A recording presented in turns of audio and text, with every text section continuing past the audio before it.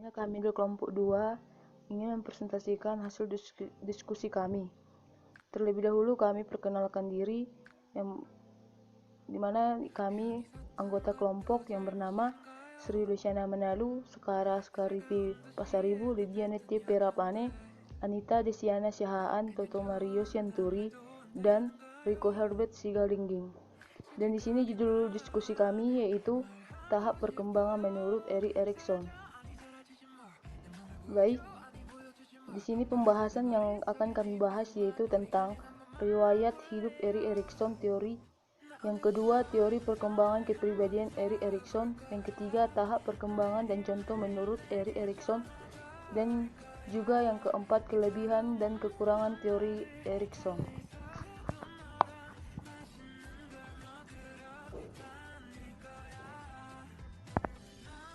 Riwayat hidup Erik Erikson, Jerman pada tanggal 15 Juni 1902 dan meninggal di Harwich, Cape Cod, Massachusetts, Amerika Serikat pada tanggal 12 Mei 1994 pada umur 91 tahun.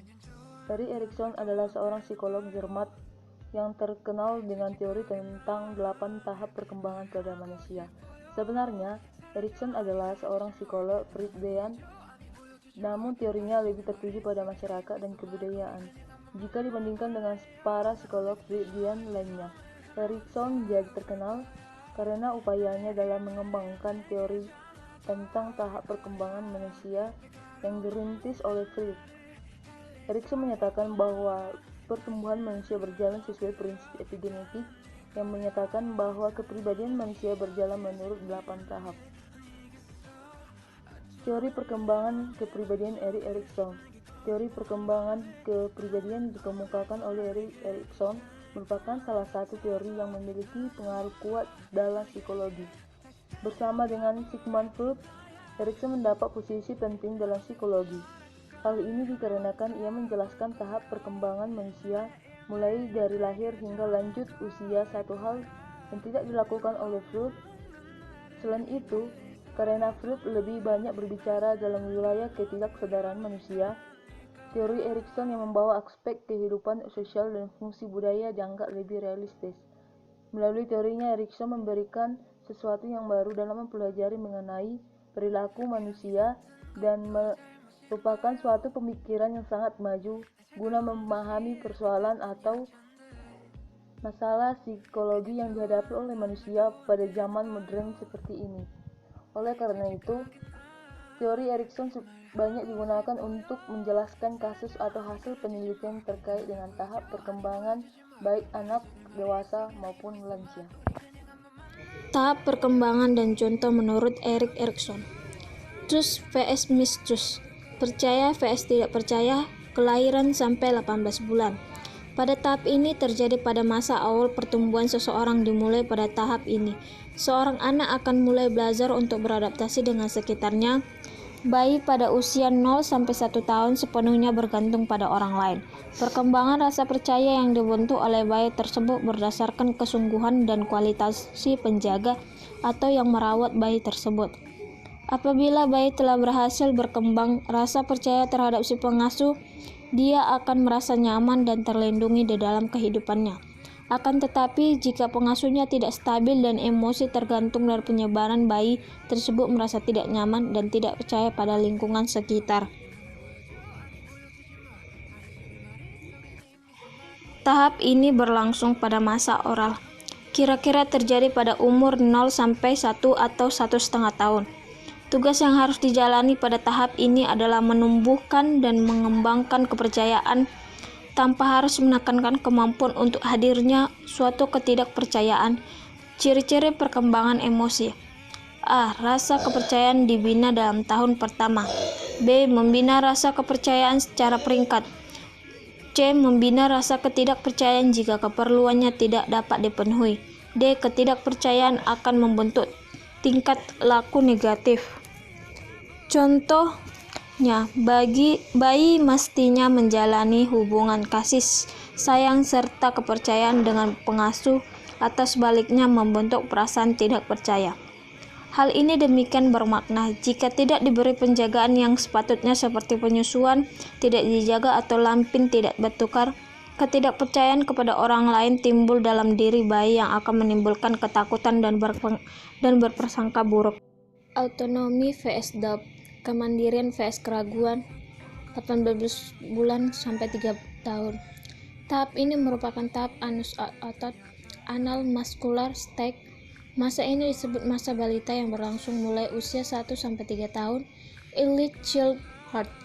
Pada masa ini anak cenderung aktif dalam segala hal, sehingga orang tua dianjurkan untuk tidak terlalu membatasi ruang gerak serta kemandirian anak. Namun tidak pula terlalu memberikan kebebasan melakukan apapun yang dia mau.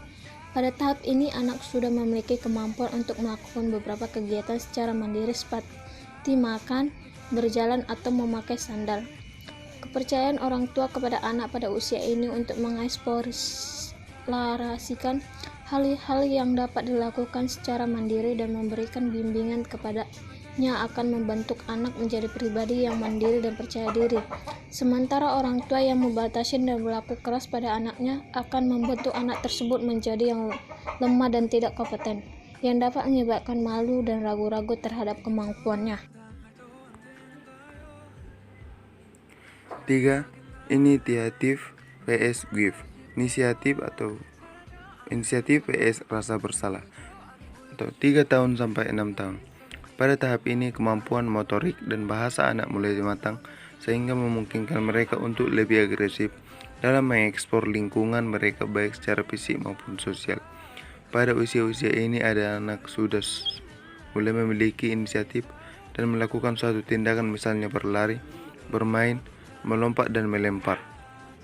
Orang tua yang suka memberikan hukuman terhadap upaya anaknya dalam mengambil inisiatif akan membuat anak merasa bersalah tentang dorongan alaminya untuk melakukan sesuatu selama fase ini melalui fase selanjutnya.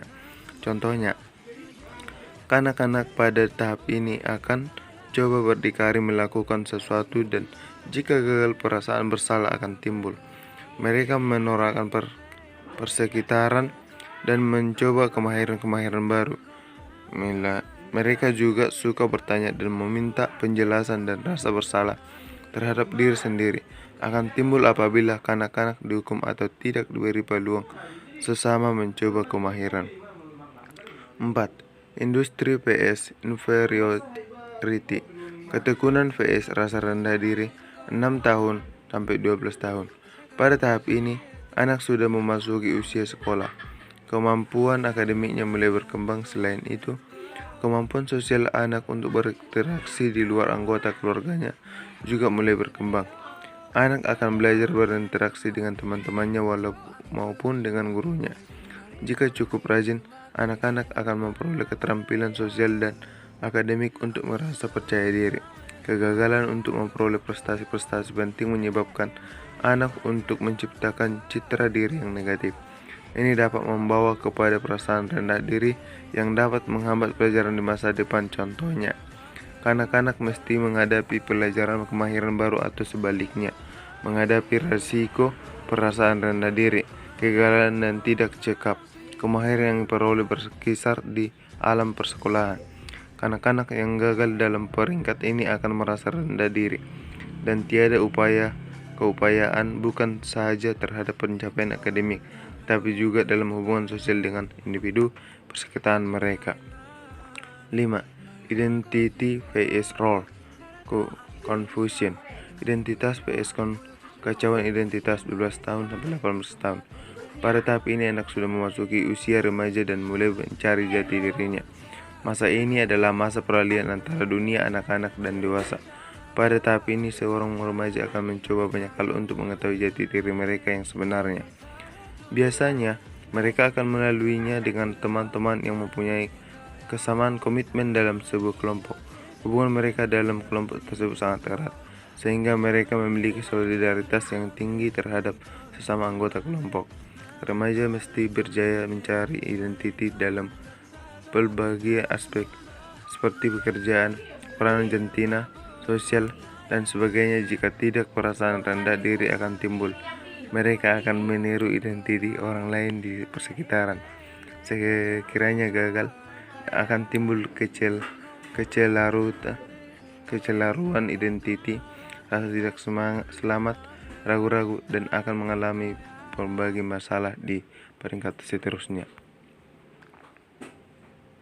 Match vs isolation, keintiman vs isolasi.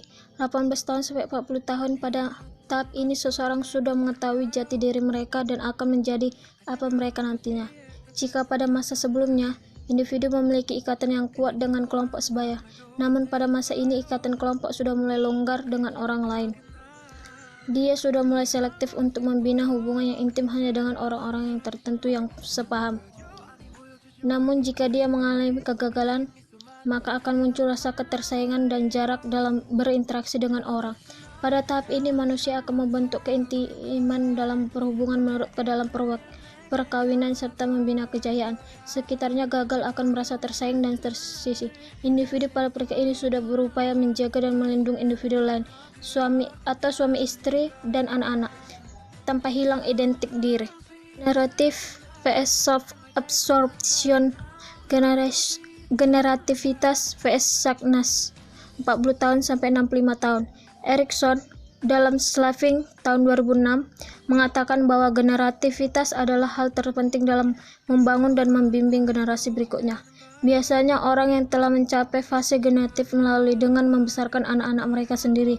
Namun kritis tahap ini juga dapat berhasil dilalui dengan melewati beberapa bentuk-bentuk lain dari produktivitas dan kreativitas, seperti mengajar. Selama tahap ini orang harus terus bertumbuh. Jika mereka yang tidak mampu atau tidak mau memikul tanggung jawab ini, maka mereka akan menjadi stuck atau egois. Kehidupan berkeluarga dan kejayaan yang baik dapat memuaskan hati atau sebaliknya akan membawa kepeprasan mementingkan diri serta hanya memuas kepada perkembangan atau aktivitas diri. Mereka yang tidak dapat membentuk keintiman akan rasa tersaingi dan akan menghindari perhubungan dengan orang lain. Integrity vs despair, integritas vs keputusan. 65 tahun ke atas. Seseorang yang berada pada fase ini akan melihat kembali flashback kehidupan yang telah mereka jalani dan berusaha untuk menyelesaikan permasalahan yang sebelumnya terselesaikan. Penerimaan terhadap prestasi, kegagalan, dan keterbatasan ada hal utama yang membawa dan dalam sebuah kesadaran bahwa hidup seseorang adalah tanggung jawabnya sendiri. Merupakan kemuncak perkembangan lain, yaitu berkaitan dengan kejayaan hidup berkeluarga dan karir akan menimbulkan kepuasan dalam diri. Perkara sebaliknya jika gagal akan membawa kepada kedudukan dan kekecewaan di hari tua dan berputus asa dengan kehidupannya. Kelebihan teori Erikson. Menurut Schaeffer, tahun 2005 mengatakan banyak orang lebih memilih teori Erikson daripada Freud. Karena mereka hanya menolak untuk percaya pada manusia, didominasi oleh naluri seksual mereka. Erikson menekankan banyak konflik sosial dan dilema pribadi yang dialami seseorang atau orang yang mereka kenal, sehingga mereka dapat dengan mudah mengantisipasinya. Erikson tampaknya lebih menangkap banyak isu sentral dalam kehidupan yang dituangkannya dalam 8 tahapan perkembangan psikososial. Selain itu, rentang usia yang dinyatakan dalam teori Erikson ini mungkin merupakan waktu yang terbaik untuk menyelesaikan krisis yang dihadapi. Tetapi itu bukanlah satu-satunya waktu yang mungkin untuk menyelesaikannya, menurut Slavin tahun 2006. Selanjutnya kekurangan teori Erikson. Yang pertama, tidak semua orang mengalami kasus yang sama pada fase dan waktu yang sama, seperti yang dikemukakan Erikson dalam teori perkembangan psikososialnya. Yang kedua, teori ini benar-benar hanya pandangan deskriptif dari perkembangan sosial dan emosional seseorang yang tanpa menjelaskan bagaimana atau mengapa perkembangan ini bisa terjadi. Yang ketiga, teori ini lebih sesuai untuk anak laki-laki daripada untuk anak perempuan dan perhatiannya lebih diberikan kepada masa bayi dan anak-anak daripada masa dewasa.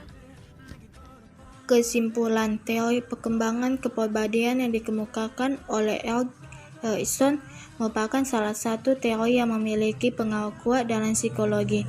Bersama dengan Sigmund Freud, Erikson mendapat posisi penting dalam psikologi. Hal ini dikarenakan ia menjelaskan tahap perkembangan manusia mulai dari lahir hingga lanjut usia, satu hal yang tidak dimiliki atau yang tidak dilakukan oleh Freud. Selain itu, karena Freud lebih banyak berbicara dalam wilayah ketidaksadaran manusia, teori Erikson yang membawa aspek kehidupan sosial dan fungsi budaya dianggap lebih realistis. Erikson menggambarkan adanya sejumlah kualitas yang dimiliki ego, yakni kepercayaan dan penghargaan, otonomi dan kemauan, kewajiban dan kompetensi, identitas dan kesetiaan, keakraban dan cinta, generativitas dan pemeliharaan, serta integritas. Ego ini dapat menemukan pemecahan kreatif atas masalah baru pada setiap tahap kehidupan.